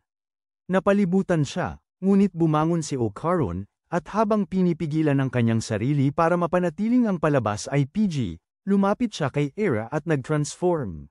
Gayunpaman, itinutulak sila ng mga alien, at sa pagtutulungan ng tatlong alien, kinuha nila ang kanilang kakayahang magbago at maglakad. Sinimulan ng boksingero na saktan si Ocaron sa sahig, pero biglang nahuli ni Ocaron ang kamao ng boksingero at pinalipad ito, na nag-iwan sa mga alien na naguguluhan kung sino ang may kakayahang makagambala sa kanilang mga kapangyarihan. Lumabas si Momo gamit ang kanyang psychic na kapangyarihan at nagdulot ng takot sa puso ng mga alien kung saan nais ni Momo ng paghihiganti para sa nangyari noong nakaraang pagkakataon. Nag-regroup sila at si Momo ay hindi makapaniwala na nakita si Era na may bagong kapangyarihan. Nilapitan ng mga alien ang wala ng malay na boksingero at pinump ng ilang alien go sa loob niya na nagbibigay sa kanya ng Super Saiyan na lakas. Nagsimula siyang bugbugin sina Okaron at Era. Ngunit si Momo ay bumangon upang pigilan sila. Nagtipon-tipon sila muli, ngunit sinampal ng boxer si Era pataas sa bubong dahil hindi niya nakikita ang mabilis na mga kamay ng boxer. Gayunpaman, nailigtas siya ni Okaron at sinabi na nakikita niya ito, kaya tulad ng sa Dirty Dancing, nagtulungan sina Okaron at Era para talunin ang boxer. Habang ginagawa yon, iginagalaw ni Okaron ang kanyang tubo. Nang sandaling yun, ang tubig ay naging berde at lumipat sa bubong, na nagdulot sa kanilang lahat na malunod. Hinarap ni Momo ang pader at nakita na ang mga pader ay naging tubig, at sa itaas nila. Lumitaw ang halimaw na Godzilla. Si Okaron ay nagiging masigasig nang makita ang Loch Ness na halimaw habang sama-sama si Air sa kanya. Pero nang hatiin ng halimaw ang isa sa mga alien, nagsimula silang lahat na lumangoy palayo upang tumakas. Bigla, si Era ay nahagis pataas, na nagdulot sa kanya na malunod sa bubong, at nang tumingin sila sa ibaba, ang boksingerong lalaki ang nasa likod nito. Sinabi ni Momo kay Okaron na mag-transform, na ang kanyang kapangyarihan ay magiging dahilan para lumangoy siya ng mabilis. Ngunit nang siya ay nag-transform, nagsimula siyang malunod at sinabi na hindi marunong lumangoy si Turbo Granny. Patuloy silang lumalangoy palayo upang takasan ang sunod-sunod na atake, at sa gitna nito, sila nagtatalo tungkol sa kung paano nagsinungaling si Okaron para makuha ang inihaw na baka ni Era.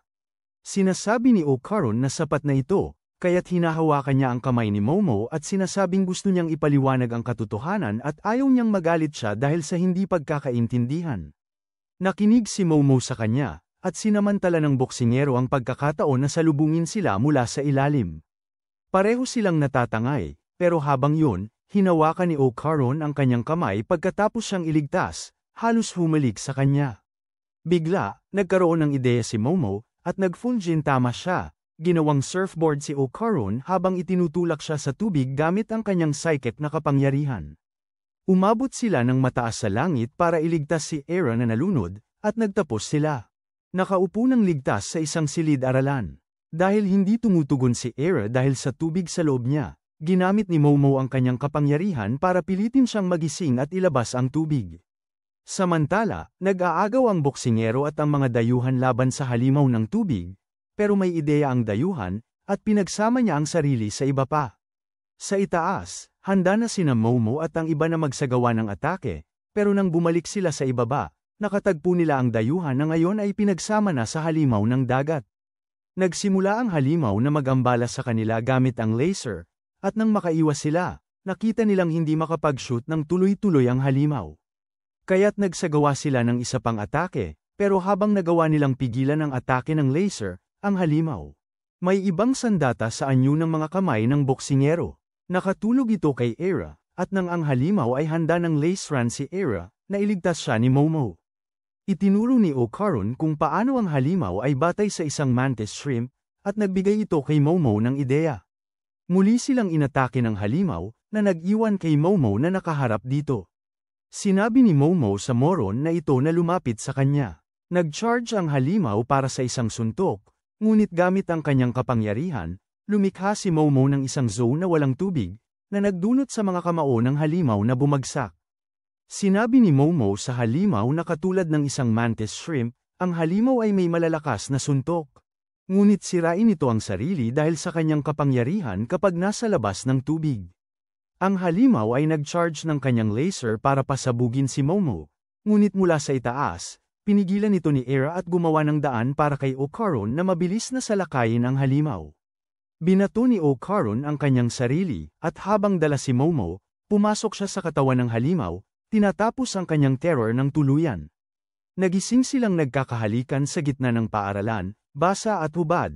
Ngunit bago sila makapagdiwang, nakita ng lahat ang kalat na kinaroroonan nila, na iniisip na si Okaron ay nakipagtalik kay Momo sa puddle sa ilalim niya.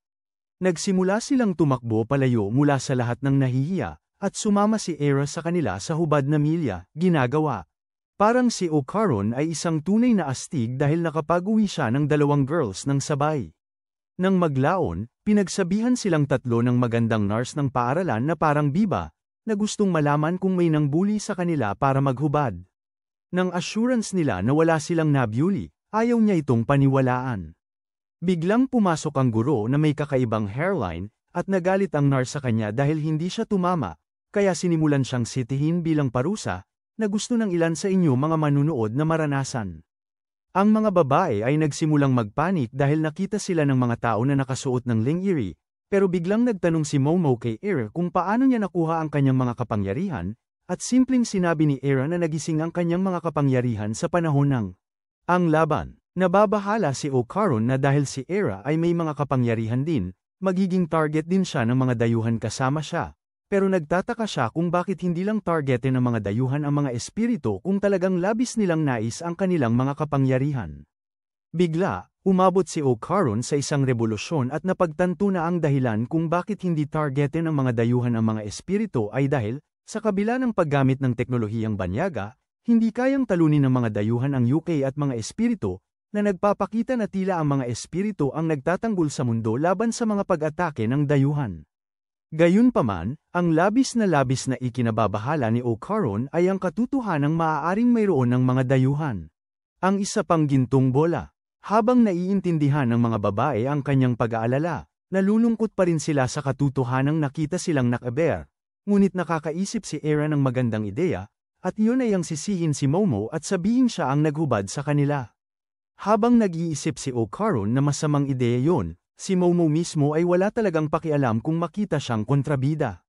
Nang sandaling yon, biglang dumating ang mga kaibigan ni Era, sinisimulang sisihin si Momo sa nangyari, at dindragang si Era palabas, na iniiwan si Momo at O'Caron. Tapos tinanong ni Momo si O'Caron kung ano talaga ang nangyari sa pagitan nila ni Era. Sinabi niya ang totoo kung paanong sinubukan ni Era na sapilitang halikan siya, na nagresulta sa nasa itaas niya na siyang nakita ni Momo. Tinanong niya siya kung ano ang ginagawa niya doon, at habang nahihiya, inamin ni O'Caron na nag-eehersisyo siya para lumakas. Nalilito si Momo kung bakit itinago ito ni O'Caron, at nang umamin si O'Caron na gusto niyang makita siya ni Momo na cool, nag-init si Momo. Nakakatuwang tinanong niya siya kung bakit, at tumangging sumagot si O'Caron dahil sa pagkaahiya, kaya gusto niyang umalis. Pero tinawag siya ni Momo, at pareho nilang naramdaman ang romantikong tensyon sa pagitan nila. Para makagawa ng masasayang tunog, biglang sumulpot ang mga kaibigan ni Momo, na nakagambala sa kanilang sandali. Tinanong nila si Momo kung ano talaga ang nangyari, pero hindi sumagot si Momo dahil alam niyang hindi nila maiintindihan.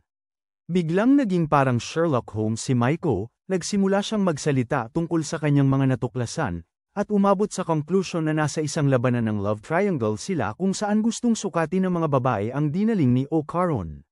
Samantala, napapaligiran si Era ng kanyang mga kaibigan na gustong malaman kung ano ang nangyari, at sumasagot siya sa kanila gamit ang kanyang karaniwang peking ngiti. Biglang may nagsimulang sisihin si Momo sa nangyari, tinawag siyang bimbo na dahilan kung bakit nahihiya si Era, at sinimulan siyang tawaging pampublikong banyo. Gayunpaman, pagkatapos ng lahat ng pinagdaraanan niya, hindi na kaya ni Era ang sitwasyon, at ipagtanggol niya si Momo, sinasabing inosente ito at siya ang nagkalat ng tsismis. Sa kalaunan, umiiyak si Era sa pagkawala ng kanyang kasikatan nang mag-confront si Momo sa kanya. Tinanong niya si Era kung ginawa ba niya si Momo na kontrabida bilang dahilan, at sinabi ni Momo na ginawa nga ito ni Era, pero hindi ito naniwala at alam niyang hindi nagsalita ng masama si Era tungkol sa kanya. Biglang sumulpot muli ang boksingerong alien na basa ng puting likido tulad ng lalaking iyon mula sa South Park, nagpaalam tungkol sa hindi pagbayad, at handa na ang mga babae para sa round 2, pero bago sila ay nagkakaroon ng pagkakataong gumawa ng kahit anong gusto, ang alien ay bumagsak. Siya ay nangangarap tungkol sa kanyang alien na anak na kumakain ng pera ngunit nagigising sa loob ng bahay ni Momo. Si Momo at ang iba ay handa para sa laban, kahit na si Seiko ay patuloy na tumatangging maniwala na siya ay nakakakita ng alien. Ang boxinger ay tumingin sa baba at nakita ang isang plato ng pagkain para sa kanya, napagtanto nilang inaalagaan siya, at nagsimula siyang umiyak, sinasabi sa kanila na hindi na siya magiging sanhi ng pinsala. Kaya kumain silang lahat ng sushi ng magkasama, ngunit sa halip na kumain ng mapayapa, nag-away sila tungkol sa sino ang makakakain ng anong sushi. Mamaya, sinabi ng boxinger sa kanila ang katotohanan kung paano kailangan ng kanyang anak ng blood transfusion na nagkakahalaga. Siya ng maraming pera. Sa kanyang planeta, ang mga alien ay nagtatrabaho bilang mga mandirigma, pero dahil ang boksingerong ito ay isang mahina na alien, kailangan niyang makakuha ng mga banyagang pera para makabili ng dugo para sa kanyang anak. Pagkatapos marinig ito, nagpahayag si O'Corran ng kagustuhan na tulungan siya, kahit handa siyang ibigay ang kanyang ari. Sinabi niyang masamang ideya ito, kahit na maaari naman nilang makuha ulit. Sumukonsent ang alien na boksingero kay Momo matapos niyang pangako na hindi sila sasaktan, at nagpapasalamat siya sa kanila sa kanilang masasakit na salita. Sa pagtungo niya sa kanyang planeta, sinabi ni Seiko na naamoy niya siyang mabaho, na nag-confuse sa kanilang lahat. Ipinaalam ni Seiko sa kanila na ang puting dugo ng alien ay may kakaibang amoy at nagpapaalala ito sa kanya ng isang bagay. Ipinakita niya sa dayuhan ang isang baso ng gatas at sinabihan siyang inumin ito. At nang inumin niya, sumigaw siya ng Eureka, dahil ito ang parehong bagay ng kanyang dugo. Sinabi ni Seiko sa dayuhan na hihingi siya ng tulong para makakuha siya ng baka na madadala sa bahay, para makuha niya ang gatas ng baka at ibigay ito sa kanyang anak. Nang gabing yun, sinipsip ng dayuhang boksingero ang baka sa kanyang sasakyan at umuwi sa kanyang planeta na puno ng pasasalamat, nangako na siya ay magiging kaalyado nila sa hinaharap. Pagkatapos, nagmakaawa ang trio kay Seiko na bigyan sila ng pera para makabili ng uniforme sa paaralan matapos masira ang dati nilang mga uniforme. Sumang-ayon si Seiko na bilhan sina Eureka at O'Corran, pero kay Momo, sinabi niya na kailangan niyang gayahin si Hiroki Obe, ang aktor. Kahit na tumutol siya sa simula, ginawa pa rin ito ni Momo, na kinakatawan ng pagtatawanan ng iba. Nang mga sandaling yun, tumunog ang doorbell at sinagot ni Momo habang patuloy na naggagaya, pero nang makita niya ang gwapong lalaki sa likod ng pinto, nagbago siya pabalik sa kanyang normal na sarili. Tinanong ni O'Corran si Seiko kung sino ang taong yun, at ipinaalam niya na ang pangalan nito ay Jin, na kaibigan ni Momo mula pagkabata at unang pag-ibig, na nagpasiklab kay O'Corran dahil sa posibleng karibal sa pag-ibig. Hindi makapaniwala si O'Corran kung gaano kaguwapo ang crush ni Momo noong bata pa siya. Pero biglang, habang tumataas ang kanyang pag-asa, nagsimula si Jin na magbago, revealing na hindi siya cool kundi isang weird na tanga na nahulog sa kanyang ulo noong siya ay sanggol. Gayunpaman, inanyayahan siya ni Seiko, at nang tanungin siya ni Momo kung ano ang nangyayari, ipinaalam niya na ang tanga na ito ay titira sa kanila. Nagsimulang mag-malfunction si Momo, ayaw makitira sa tanga na ito. Pero nakikita ito ni Era sa ibang paraan at iniisip na si Jin ay isa pang demonyo na in-recruit ni Momo.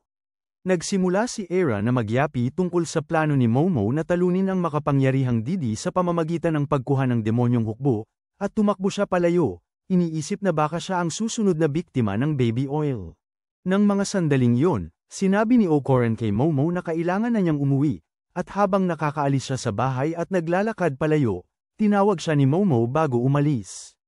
Gumawa siya ng mga galaw kay O'Corran, pero dahil sa pagiging bobo niya, hindi niya naintindihan, at humiling si Momo kay O'Corran na bigyan siya ng pamamaalam. Habang nag-aalangan si O'Corran sa simula, ginamit niya ang kanyang Turbo Granny Reese at bumati ng pamamaalam kay Momo, na nagpang-inig sa kanya. Sa hapunan, kumain si Jin sa bahay, at bawat beses na nanlalandi siya ng mga walang kabuluhang salita, tiningnan siya ni Seiko at tinawag siyang henyo. Kaya't naghugas si Momo ng pinggan kasama niya, at naaalala pa rin niya kung paanong pinahirapan siya nito noon dahil sa pagkakaroon ng pamilya na may espiritu. Biglang humingi ng tawad si Jin kay Momo sa pang-aapi sa kanya, sinabing nagsisisi siya, at Ivan reveal ang dahilan kung bakit siya narito, at iyon ay dahil kaya na niyang makakita ng mga multo. Ipinakita niya sa kanya ang litrato ng bahay kung saan nakatira ang pamilya niya ngayon, at habang siya'y excited sa unahan, naging bangungot ito. Sinabi ni Jin na sa bahay na yun, nararamdaman niyang may iba pang presensya kasama nila, at habang sinusubukan niyang kumbinsihin ang kanyang mga magulang, tumanggi silang maniwala sa kanya. Gayunpaman, isang araw, nagpakita sa kanya ang multo, na halos nagdulot sa kanya na madapuan ang kanyang pantalon. brown, at simula noong araw na yun, ang kalusugan ng kanyang mga magulang ay bumababa.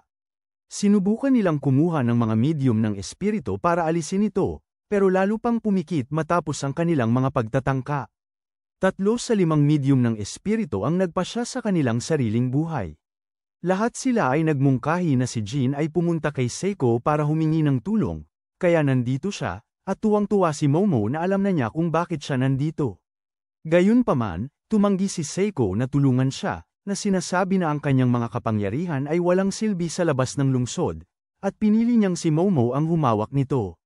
Sinubukan ni Momo na tanggihan ito, pero sinabi sa kanya ni Seiko na maaaring kasangkot ang gininto ang bola ni O'Koren. Kinabukasan, sumali si Jin sa klase na parang tanga, at habang gusto ng mga babae na magkaroon ng mga anak na ganyan, gusto naman ng mga lalaki na sapantahin siya. Sinabi ng guro na umupo siya sa tabi ni Momo, at nagsimula siyang ay-asa ang mga kaibigan niya, sina Miko at Miko. Hindi makapaniwala si Momo na kailangan niyang umupo sa tabi ng unggoy na ito, pero pinalala ni Jin ang sitwasyon sa pamamagitan ng pag-anunsyo sa lahat na nakatira siya kay Momo, sinabing pinapalakpak niya ang mga pisngi niya tuwing gabi para gumawa ng mga mini-MOMA. Lahat ay nagalit, at habang sinusubukan ni Momo na ayusin ang hindi pagkakaintindihan, sinabi ni Miko kay Jin na si Momo ay para sa isang tao lang, at iyon ay si O'Koren. Samantala, nasa klase si O'Koren, nalulumbay sa katotohanan na si Jin ang magandang unang crush ni Momo. Nagsimula siyang mag-isip na nagde-date si Momo at Jin at kung paano sila hindi na magiging malapit, na nagdudulot sa kanya ng inis.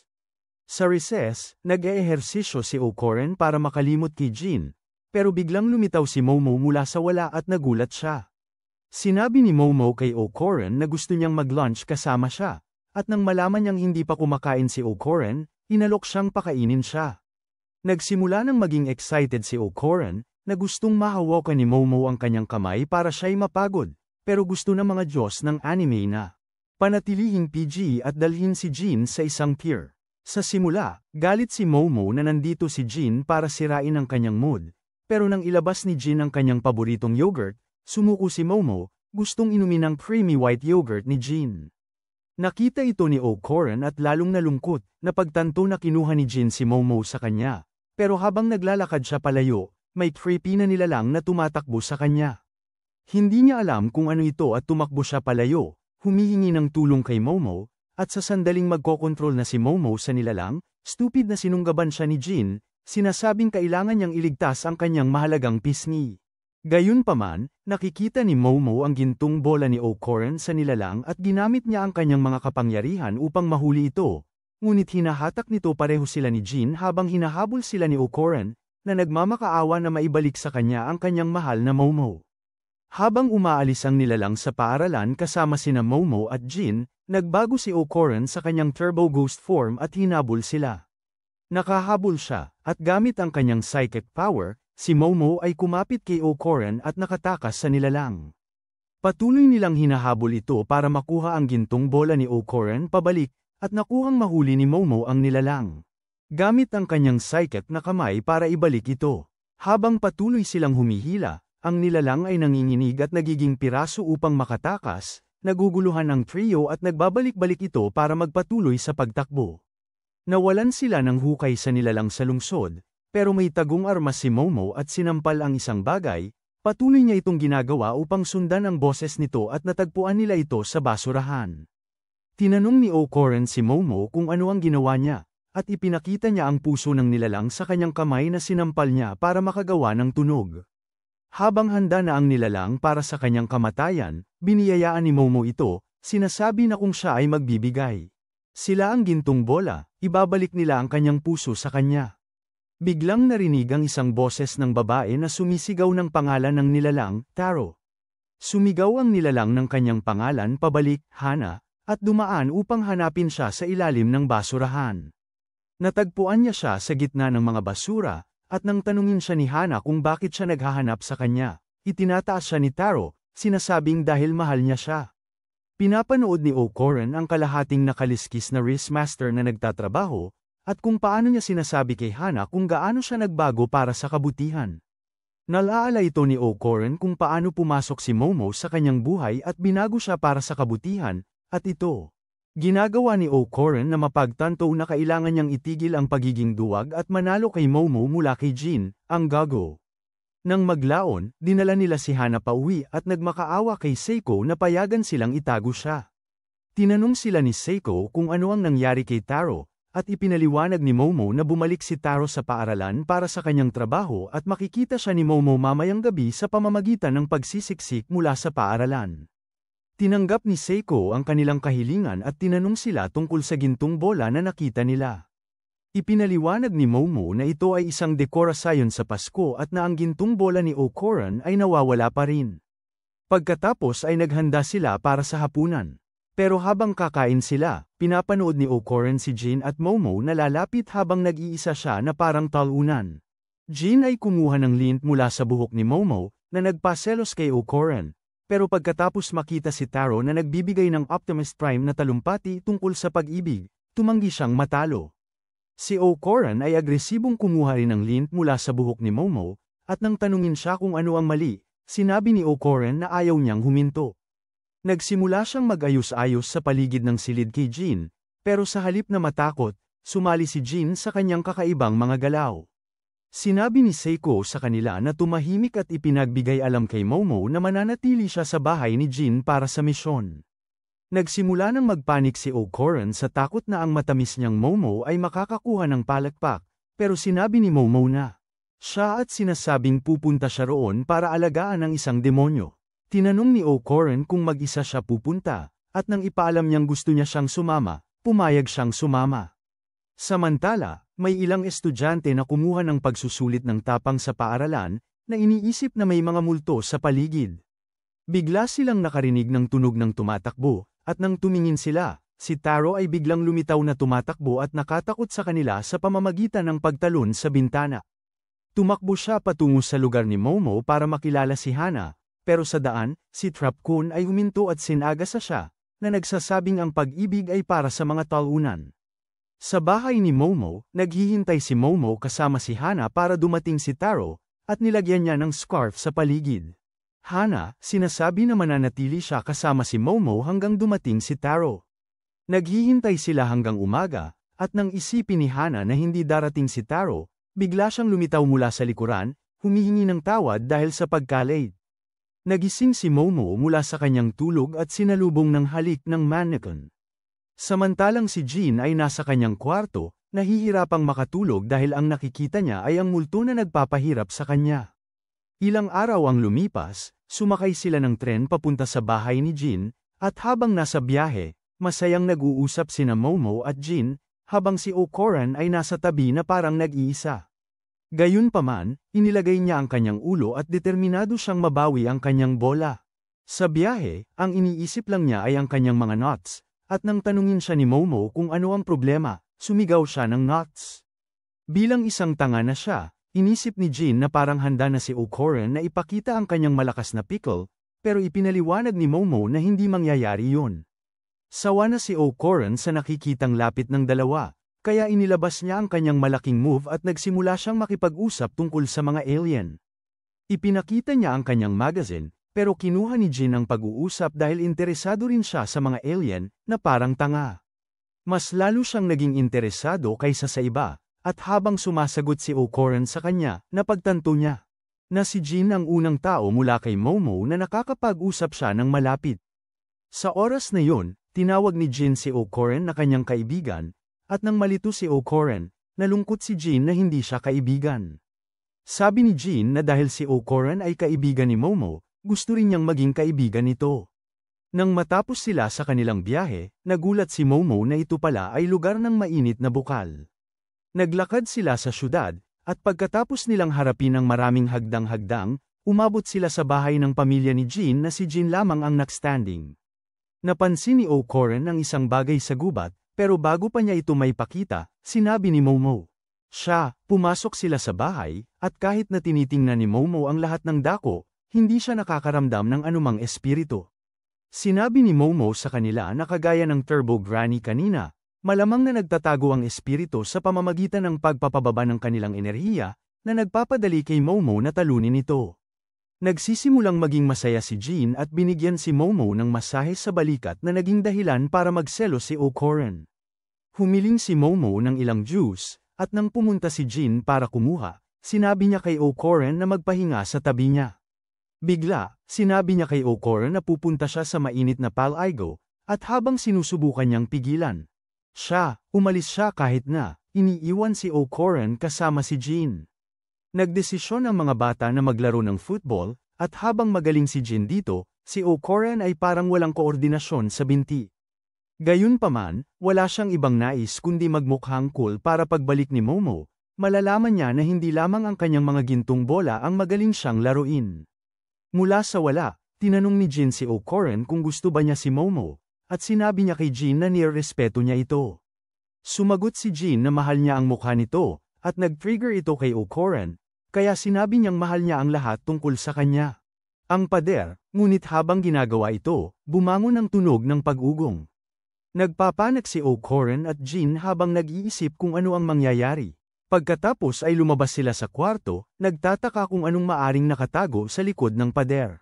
Ang pader, habang sila'y tumitingin sa loob, nakita nilang ito'y punong-puno ng talisman na pumipigil sa kasamaan samantala, si Momo ay nag-e-enjoy sa hot spring nang may mga lalaking mukhang claptrap na pumasok sa silid.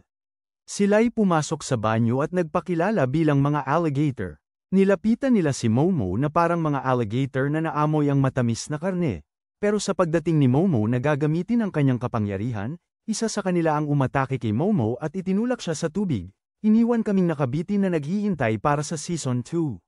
Mag-comment sa ibaba, Golden Balls Hunter kung gusto mo ng recap ng susunod na season kapag ito'y lumabas.